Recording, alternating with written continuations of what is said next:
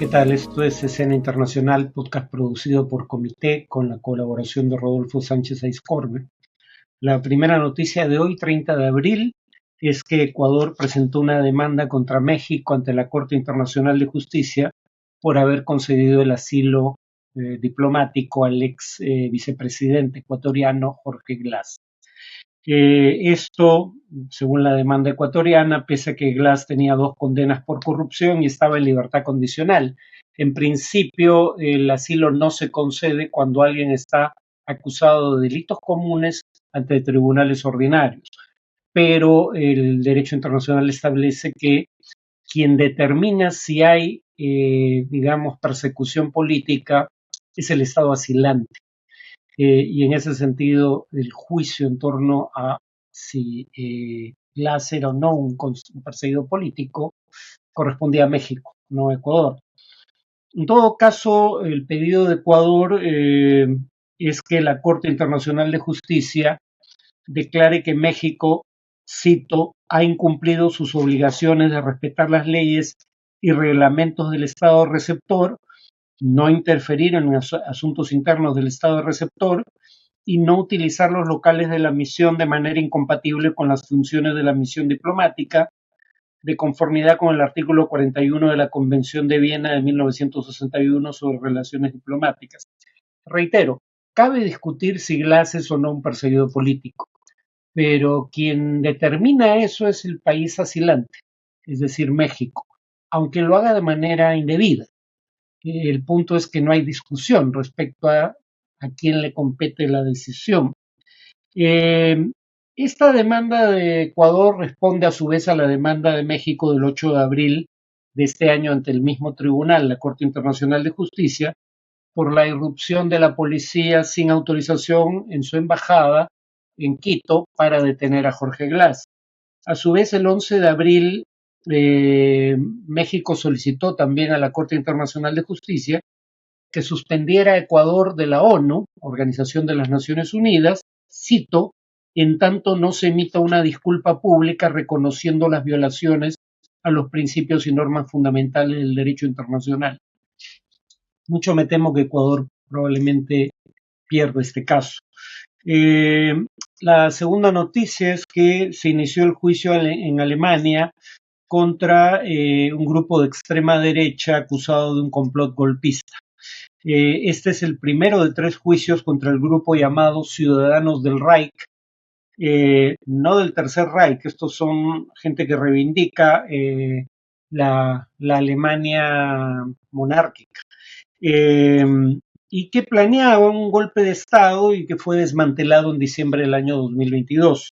Ese mes los fiscales federales acusaron de terrorismo a los 26 miembros detenidos del grupo porque se les acusaba de planear una irrupción violenta en el Parlamento con sede en Berlín para arrestar a legisladores, bueno, cuantos legisladores pudieran detener, ¿no? El juicio actual se centra en el brazo armado del grupo.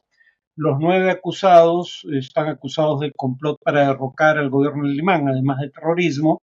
Otros 9 serán juzgados el 21 de mayo en un tribunal estatal de Frankfurt y los 8 restantes a partir del 18 de junio en un tribunal de Múnich.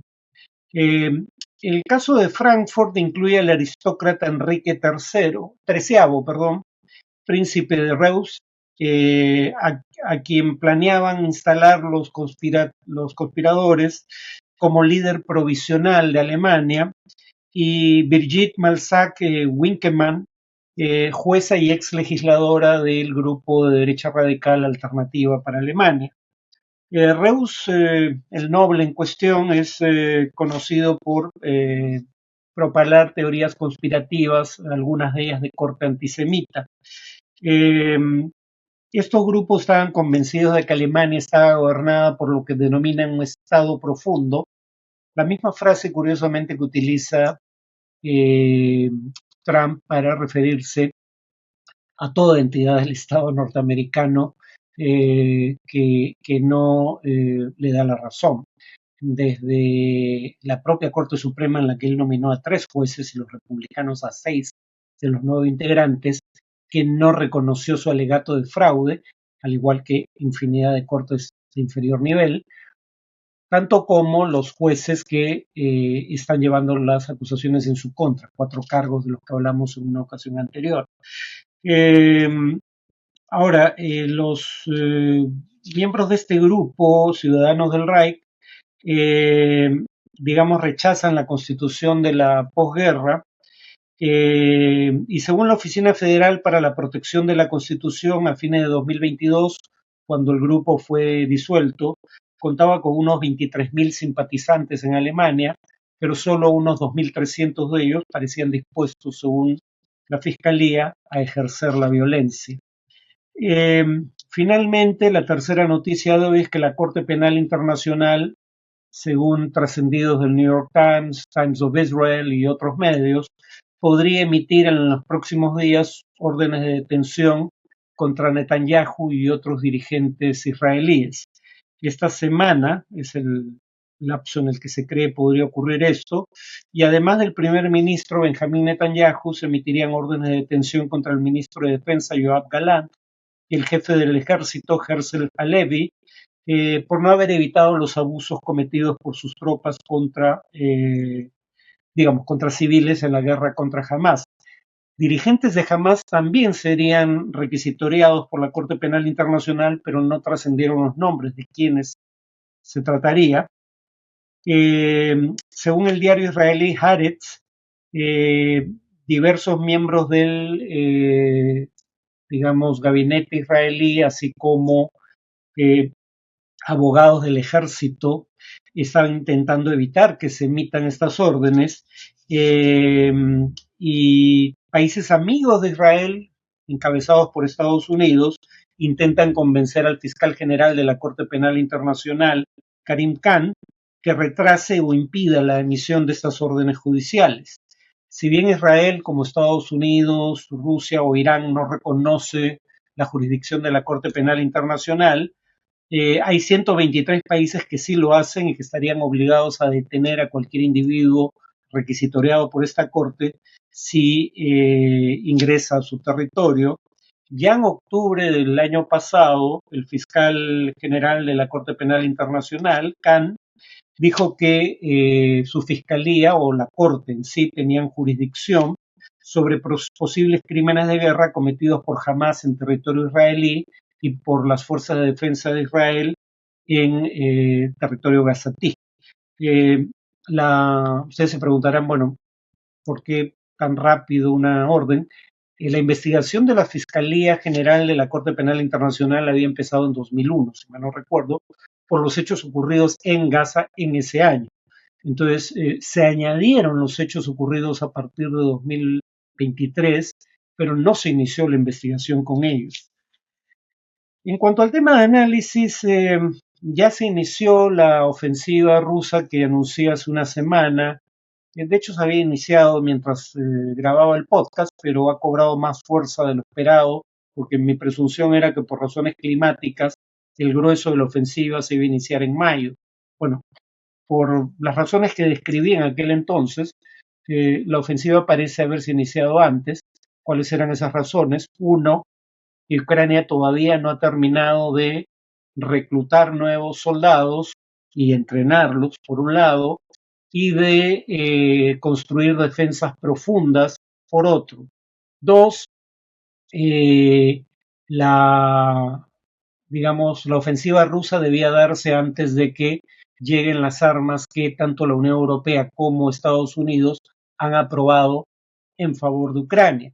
Entonces, eso ayuda a explicar la ventana de oportunidad relativamente breve con la que cuenta Rusia y ya está haciendo avances, no muy significativos, pero reales, en el Donbass, al este de Ucrania, como habíamos pronosticado en el podcast de la semana pasada.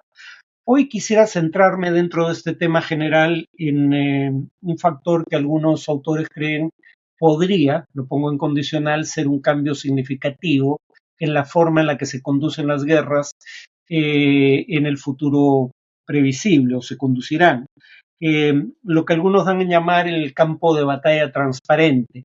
Hay tecnologías como los programas de análisis de datos, los satélites que no solo proveen imágenes en tiempo real, sino lanzan sondas que al rebotar pueden determinar, por ejemplo, el grado de daño causado a infraestructura en el terreno.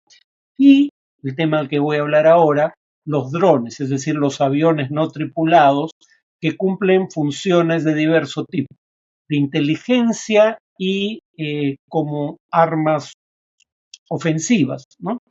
Eh, pero en general se dice estas nuevas tecnologías están haciendo el campo de batalla transparente y eso hace más difícil los ataques y más fácil la defensa, porque quien tiene que movilizar tropas es el atacante. Y ahora hay más probabilidad de que cualquier movilización de tropas, por pequeña que sea percibida por la otra parte por estas nuevas tecnologías. En el caso de los drones, por ejemplo, estos ahora cuentan con visores nocturnos y con imágenes termales para identificar en el caso de, sobre todo las imágenes termales, el desplazamiento de infantería. O sea, detectan el calor corporal de los soldados cuando estos se mueven en campo abierto. ¿Por qué los drones son particularmente importantes para Ucrania? Porque antes de que se aprobara la ayuda que van a entregar en las semanas sucesivas, tanto la Unión Europea como Estados Unidos, Ucrania calculaba que podía contar con entre 1 y 2 millones de municiones de artillería este año. Y eso es entre la cuarta y la quinta parte de la cantidad de municiones de artillería a las que puede apelar Rusia, que tiene una capacidad para producirlas mucho mayor que Ucrania. Por eso Ucrania depende en gran proporción de la ayuda de terceros. Pero suponiendo que las municiones de artillería a las que tenía acceso Ucrania fueran de 1 a 2 millones en todo el año, podían en parte ser reemplazadas por drones, que tenían una gran ventaja respecto a las municiones de artillería que Ucrania recibe de terceros. Ucrania sí fabrica los drones con los que está atacando blancos rusos en el campo de batalla. Además de que, a diferencia de muchos de los arsenales que está por recibir Ucrania, sí fabrica los drones que está utilizando en la guerra, o por lo menos la gran mayoría de ellos. Los drones son particularmente baratos. Por ejemplo, un misil Excalibur de fabricación estadounidense puede costar entre 100 y 112 mil dólares la unidad. Un dron First Person View, que en realidad, aunque el nombre suene sofisticado, es el tipo de drones que ustedes pueden encontrar en establecimientos comerciales en Lima, por ejemplo. Esos drones pueden costar desde 300 dólares en adelante, ¿no?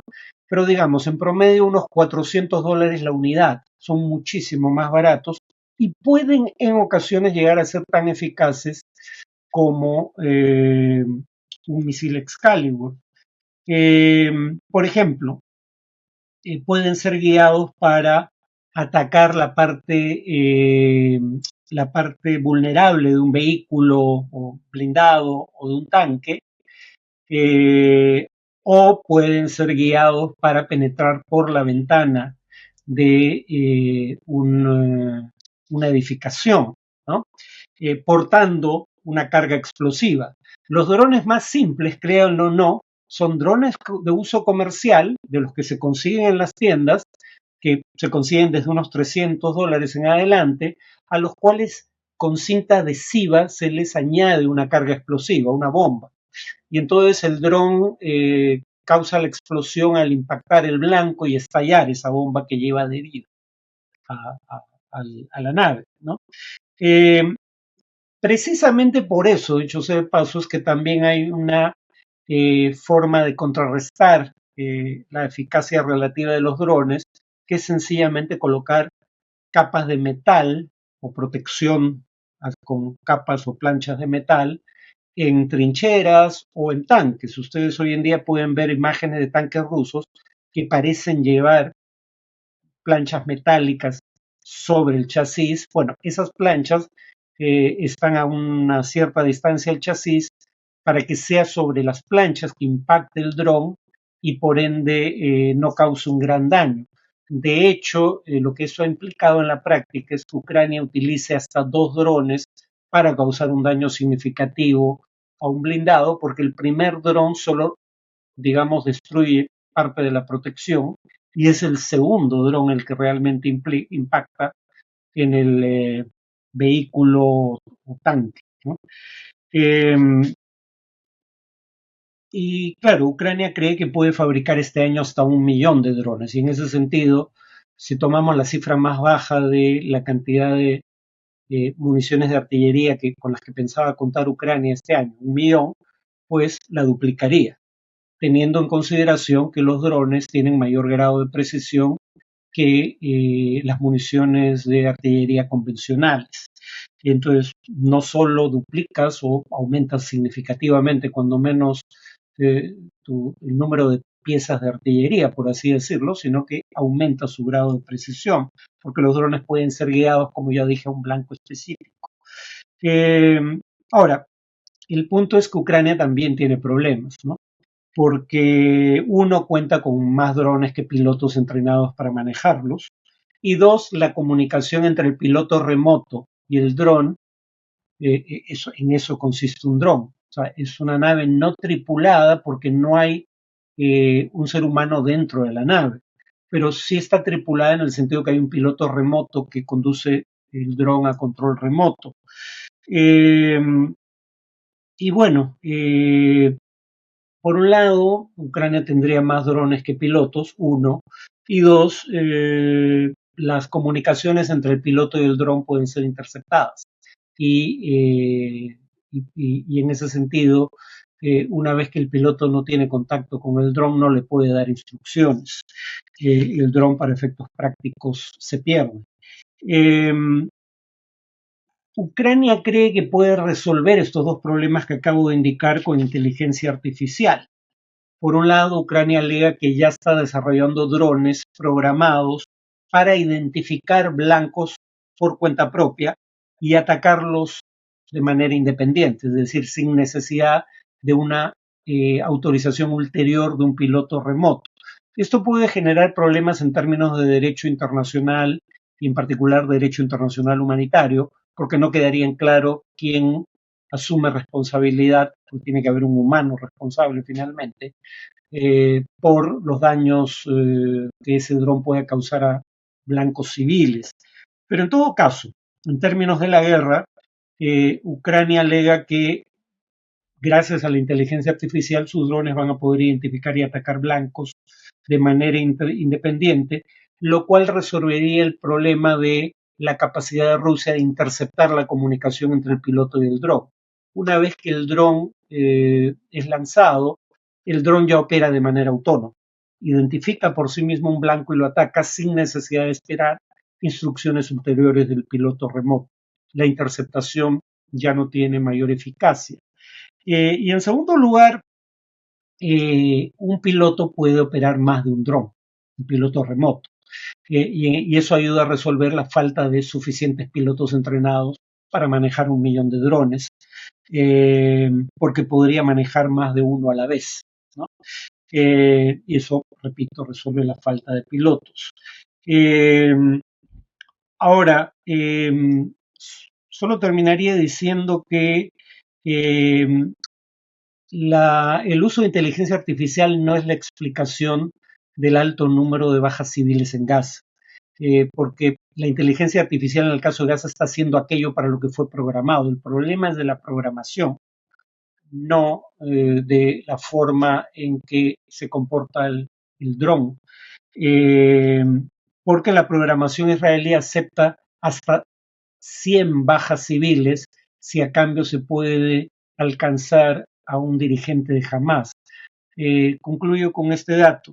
En la guerra de Irak, Estados Unidos estableció un ratio de 30-1, 30 civiles muertos, si a cambio se daba muerte a su vez a Saddam Hussein, el líder iraquí. Israel tiene estándares más laxos para estos fines. Bueno, eso es todo por hoy. Nos vemos en el siguiente podcast.